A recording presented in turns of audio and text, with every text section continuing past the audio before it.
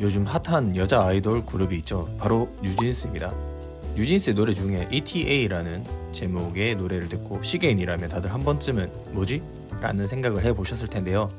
오늘은 뉴진스의 ETA가 아닌 시계 세계의 ETA, 에타에 대한 이야기를 해보려고 합니다. 아마 여러분들께서는 기계식 시계를 구입하거나 접하면서 가장 많이 듣거나 접한 단어가 있다면 에타일 텐데요. 제가 제작한 영상에서 많이 언급했던 에타라는 무브먼트 회사는 어떻게 시계 세계를 좌지우지하는 무브먼트 회사가 되었는지에 대해, 그리고 에타라는 회사에 대해서 간단히 알아보도록 하겠습니다. 우선 에타의 역사를 알기 위해선 스위스 시계의 역사를 알고 가면 좋은데요. 스위스의 시계 산업은 프랑스에 의해 크게 발전되었다고 보셔도 무방합니다. 프랑스의 종교개혁에 의해 16세기 후반 기금속 제작 장인들이 스위스로 많이 넘어오게 되고, 프랑스 칼뱅파 신도들은 기금속 착용 등과 같은 부의 가시를 제한하는 교리에 의해 기금속 대신 시계 제작에 눈을 돌려 시계 산업이 발달하게 되었습니다. 그렇기 때문에 스위스 서쪽 프랑스와 맞닿은 지역인 바젤, 뉴샤텔, 제네바 지역을 중심으로 넓게 형성이 되어 있고, 프랑스 장인들을 중심으로 인건비가 싼 스위스의 농부들이 시계 부품을 제작하는 시계 공방을 운영하기 시작했습니다. 스위스는 지역 특성상 겨울에 농민들이 먹고 살만한 일거리가 없었기 때문에 시계 제작업이 발달하기 좋은 조건이었습니다. 그렇게 스위스의 많은 농부들이 공방을 운영하다 보니 공방마다 제작할 수 있는 부품의 종류도 달랐고 기술력 또한 크게 차이가 나거나 했습니다. 이런 시대적 상황이었기 때문에 스위스에서 굉장히 많은 브랜드들이 탄생할 수 있게 되었던 거죠. 한편 에타의 역사는 생각보다 오래되었습니다. 현재까지 이어져 오고 있는 에타의 원래 모체였던 브랜드는 에터나이고, 1856년 스위스 그레넨의 교사인 우르스 실드와 의사인 조세프 지라드가 합작하여 지라드 앤 쉴드라는 회사로 시작했는데요. 1866년 지라드는 회사를 떠나면서 자신의 주식을 쉴드에게 35,000 스위스 프랑에 모두 매각하고, 쉴드는 회사 주인이 되어 쉴드 정밀 시계 공장으로 전환했습니다. 쉴드는 미국의 선진 문물을 가져와 스위스에 도입하려고 했지만 스위스의 장인들의 폐쇄적인 생각들에 의해 크게 이목을 끌지 못했고, 쉴드 회사는 그렇다 할 큰 업적을 남기지 못한 채 시간만 흘러갔습니다. 그리고 1905년 여성용 시계를 제작하면서 쉴드는 에터나라는 이름을 처음 사용하기 시작했습니다.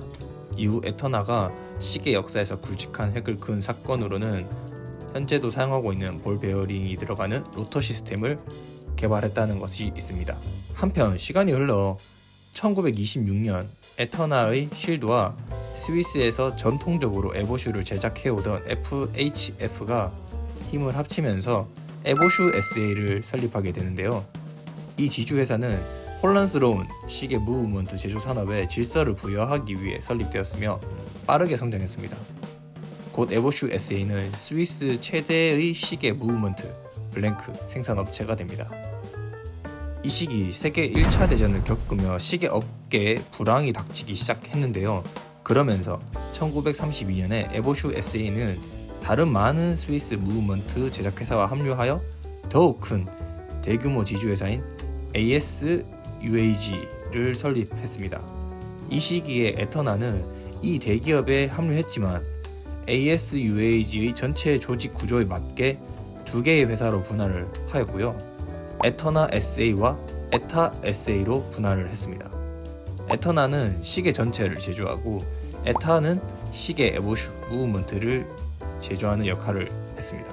한편 이 시기엔 오메가를 중심으로 티소, 르마니아 총 3개의 브랜드도 합병하여 SSIH라는 그룹을 형성했던 시기인데요. 스위스 시계 브랜드들이 세계 1차 대전으로 위기가 닥치자 서로 합심하여 위기를 헤쳐나가기 위한 묘안이었습니다. 이후 1970년대 발생한 기계식 시장 최대 위기인 커츠 파동으로 인해 벨주, 푸조와 같은 스위스 내 많은 무브먼트 제작 회사들이 결국 ASUAG에 흡수되어 시장 독점적 위치를 가지게 되었지만, 일본, 중국과의 경쟁과 값싼 전자제품의 대량 생산이 가능해지면서 스위스 시계들은 외면받았습니다. 결국 ASUAG와 SSIH는 모두 파산에 직면하게 되는데요. 결국 1983년 에타가 속한 ASUAG와 오메가가 속한 SSIH 합병을 통해 마이크로 전자공학 및 시계 제조 산업회사 SMH가 탄생하고 이후 니콜라스 하이에크에 의해 스와치 그룹으로 사명이 변경되어 지금에 이르고 있습니다.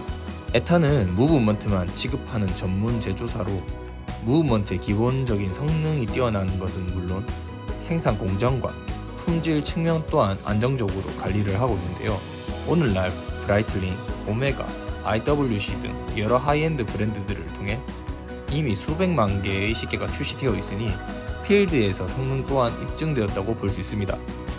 에타 무브가 들어감으로써 시계 가격 또한 상대적으로 합리적일 수 있고 특히나 ASC에도 시중에 유통되는 부품도 많고 워낙 클래식한 무브먼트이기 때문에 수리가 가능한 엔지니어가 많다라는 장점이 있습니다. 에타 무브먼트의 등급은 총 4가지가 있는데 스탠다드, 엘라보레, 탑, 크로노미터로 구분되어 있습니다. 등급 차이의 기준은 여러 가지가 있겠지만 결국 목표는 1호차를 줄이기 위함으로써 1호차로 크게 등급을 나눈다고 볼 수 있습니다. 스탠다드는 최대 1호차 30초 이내, 엘라보레는 20초, 탑은 15초, 가장 상위 레벨인 크로노미터급은 COSC 기준을 만족해야 하는 수준입니다. 여기서 COSC는 스위스 공식 크로노미터 검증기관이며 스위스 시계 산업의 명성을 유지하기 위해 존재하는 비영리 단체입니다. 등급별로 나뉘어지는 기준을 간단하게 소개해드리자면 가장 기본인 스탠다드급은 무브먼트가 생산되어 가장 기본적으로 조립하여 2자세차까지 오차 보정을 완료하여 나온 무브먼트로 메인스프링은 리바플렉스 NO급으로 헤어스프링은 리버럭스 2등급을 사용하고 있습니다. 다음으로 엘라보레급은 스탠다드와 메인스프링 그리고 헤어스프링의 등급은 같고 3자세차 오차 보정을 완료하여 나온 무브먼트로 사실상 스탠다드와 엘라보레는 큰 차이가 없다고 보셔도 무방할 것 같고요. 사실상 탑과 크로노미터급부터 메인스프링과 헤어스프링의 급 자체가 바뀌기 때문에 탑급부터는 상당히 좋은 무브먼트라고 생각하시면 될 것 같습니다.